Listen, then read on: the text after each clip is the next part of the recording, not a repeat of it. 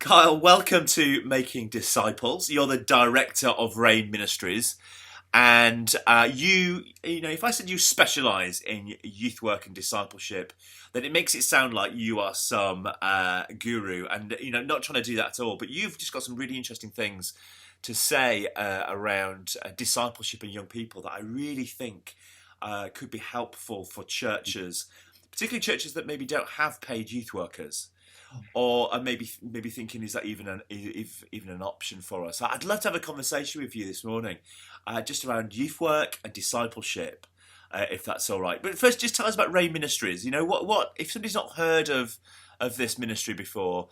Give us a 20-second lowdown about what you do. Yeah, the main thing we do is we're trying to train people who feel called into youth ministry and to use the life of Christ and the strategy he used with his disciples to kind of train them and equip them of how they can make disciples personally and also lead a ministry or set up a church ministry that can make disciples as a whole church. So we're a small team, been around for about 10 years, but it's really fun to be able to connect with students across the UK who are training with us and see them impact their churches. I think what excites me about you guys is that you're training youth workers for the purposes of discipleship. Mm. And it's not about training young people, youth workers, to just entertain young people or be good youth workers. It's specifically about discipleship. So, can I ask first question then, right off the bat? Why is discipling young people so important? Why do you think it's so important? Yeah, I think there's lots of questions in the church today of what are we going to do with young people? It feels like there's so many pressures out there. That the job is so hard.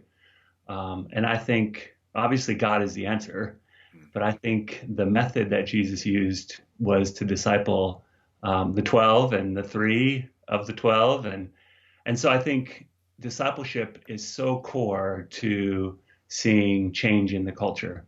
And so that's as a ministry, we want the people we're training to love Jesus. We want them to be able to be professional in what they do, but at the core, and what we're trying to measure is how they can come alongside young people or a group of young people and help them take a step closer to God.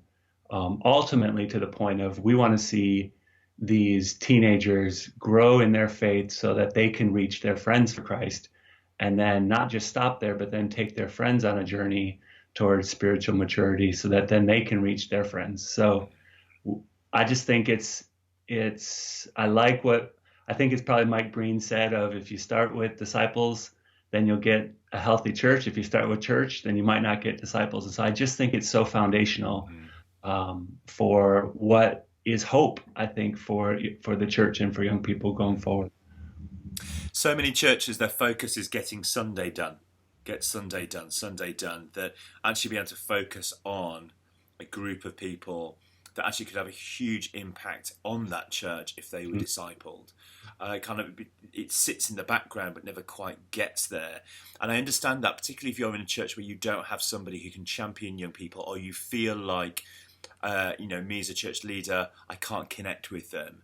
But do you think those who disciple young people need to be the same age, similar age, or is it something that anyone can do? Like, if I've got a blue rinse and I love baking cakes, is that really useful for discipling young people?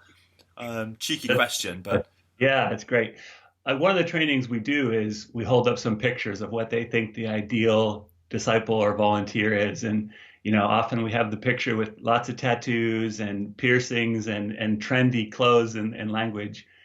And we think that they make the best disciplers. And they can. Those type of people God uses as well. But probably the two biggest qualities that we say you can be an amazing discipler if A, you love Jesus, because you can only share and pass on what you have. So there has to be a genuine faith there. And then B, that you have a compassion or a love for teenagers. And teenagers are scary, I think they get a lot of bad press sometimes, and they talk sometimes a language or then that we don't know. But I think at the heart of it, a teenager longs for someone to care for him, to take the time to look him in the eye, to ask him the question, and to listen to the response, and to really be interested in what they're interested in. And I think the person who discipled me, my parents were huge in that, but the first person kind of outside my family was 60. And he kind of shattered all the stereotypes of you do discipleship, you work with young people till you have your kids, and then you move on to other stuff. But at 60, he impacted my life in a major way, and so I think actually the Blue Rinse segment of our church has a lot to offer to teenagers, because they have the stories and they have the experience of faith, but they also might have the window to be able to say to a teenager, just what are you thinking?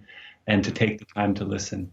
And so, yeah, I would really want to challenge the whole church that they can be disciplers of young people, not just the 18 to 23-year-olds or 25-year-olds.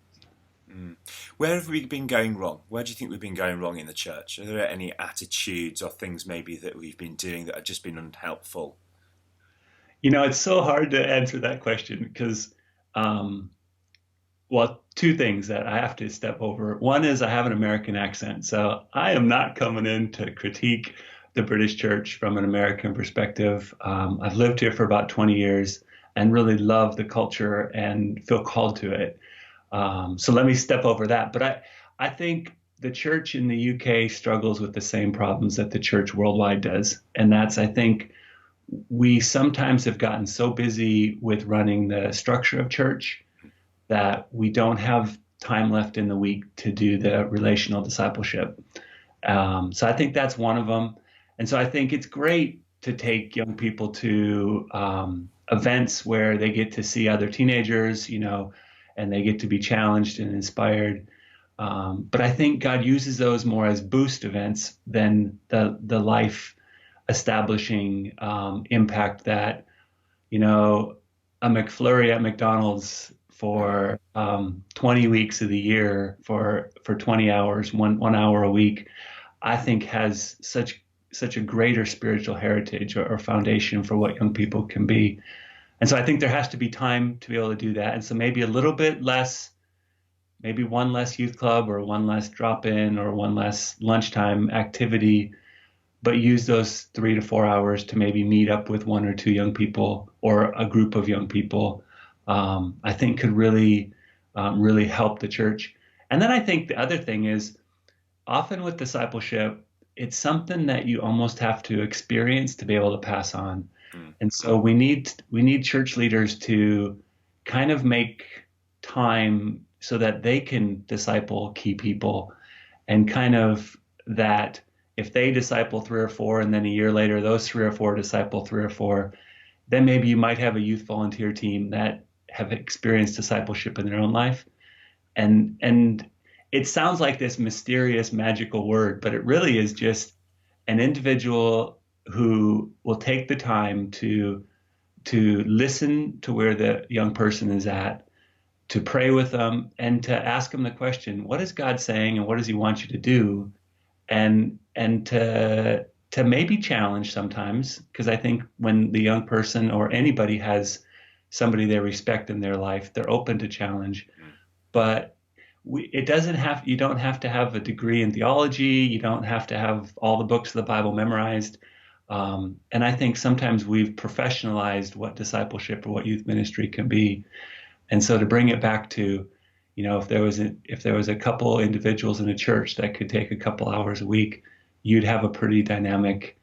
You might not have hundreds of young people in your church, but what you would end up with is young people graduating and going to university with the solid faith that I think has huge ramifications for the church, present and long term. I worked in a church a long while ago now, and there was a guy who would dig the graves. He was the grave digger, but he also cared for the grounds of the church hall, and he would dig these graves. And as the young people were coming out of school, he would chat to them. There's a couple of lads that he would chat to as they walked past, and he spent time with them, and he'd have a flask, and he'd give them a drink, and they'd just sit and chat. And then he started helping build skate ramps with us for for youth ministry, and he had an incredible impact on these young guys, of which one of them now is an ordained minister, and he would cite the conversations that he had with this guy while he was digging the graves as a significant time of discipleship.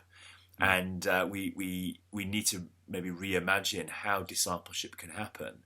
And I think I was a youth worker for a long time and realised that some of the best discipleship opportunities weren't necessarily in McDonald's, but they were in the car going to the supermarket to buy food for the youth group or for something. And it's reimagining when discipleship can happen. I think we box it, and in the boxing we then miss the beauty of the normalness of life done with Jesus. Can I ask you, could you, I want you to imagine now that I'm either a church leader who feels very disconnected from teenagers, or I'm a member of a church that's passionate about young people but doesn't really know what to do or how I could play my part. What would be your tips for someone to maybe start thinking about how they could play their part in the lives of a teenager?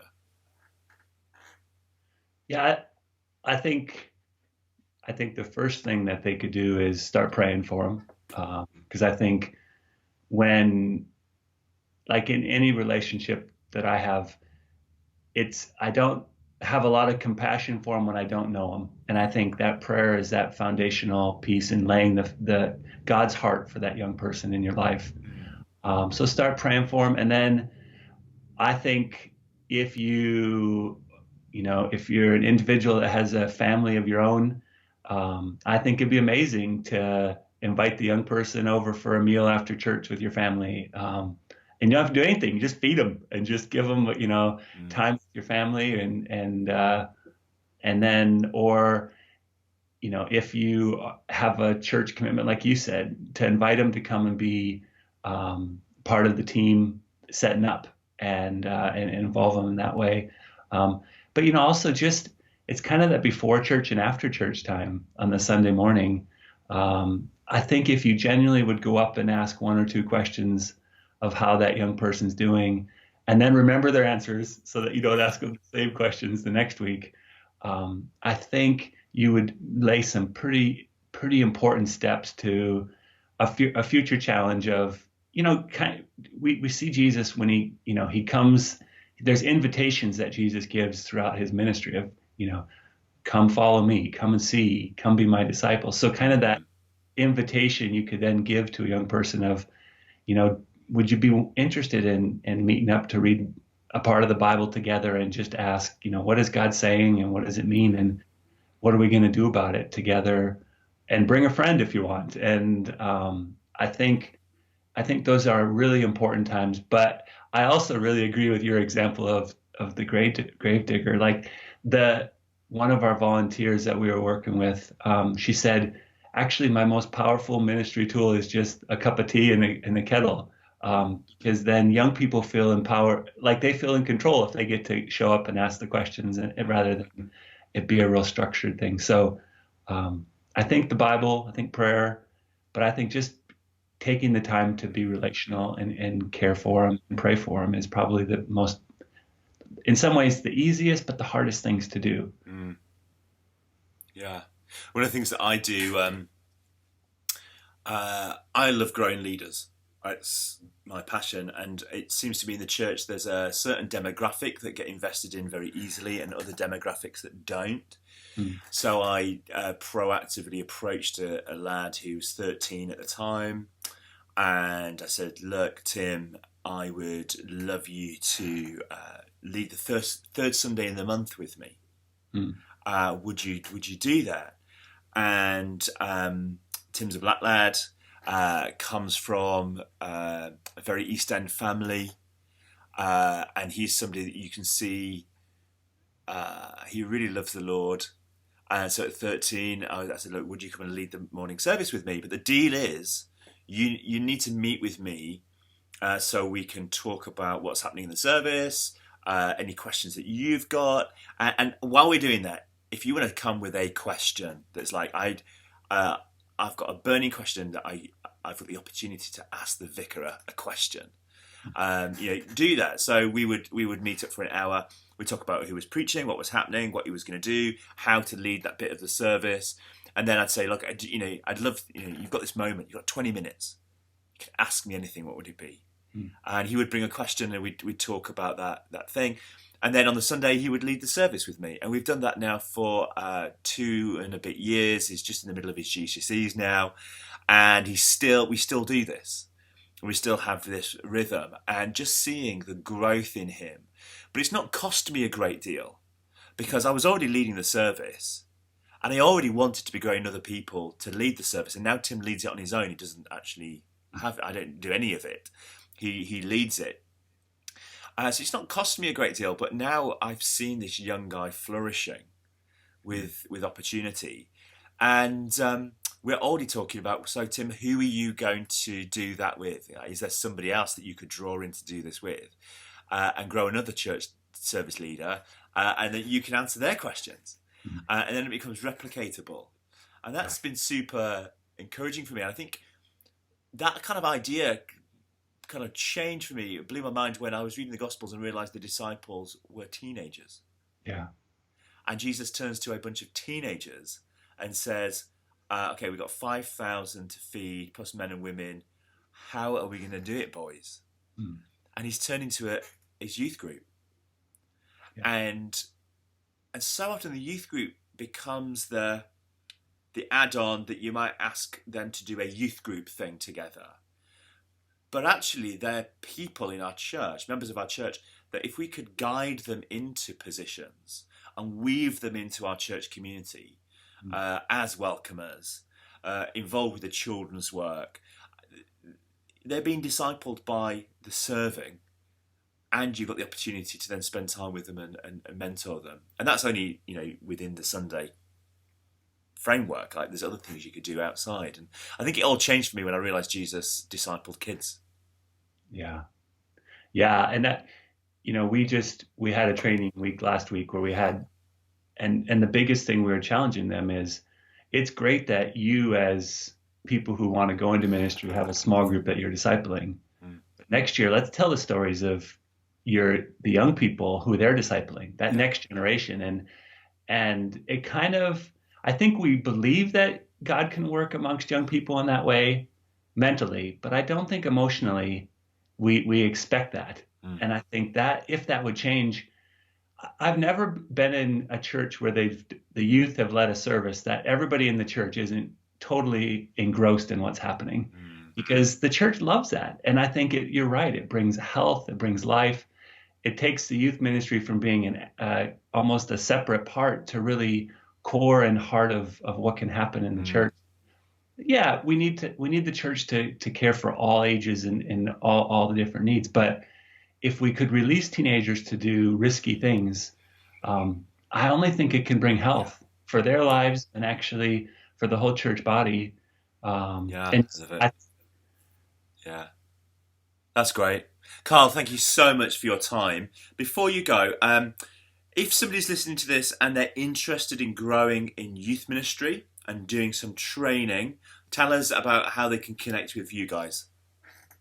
Yeah, probably the best thing is if you could go on our website, rainministries.co.uk, and kind of look at, we have 3 different, if you're looking to do a gap year and want a year to explore stuff without a degree commitment, then check that out. If you're interested in getting formal training, and the exciting thing, the training part, is you don't have to come, you can stay where you're located. Because we want, so you can live, we've got a student from Germany or a couple from Germany that fly over and are involved in the training. So if you're called to your local church and local community, but want training, we'd love to support that. So check out the degree.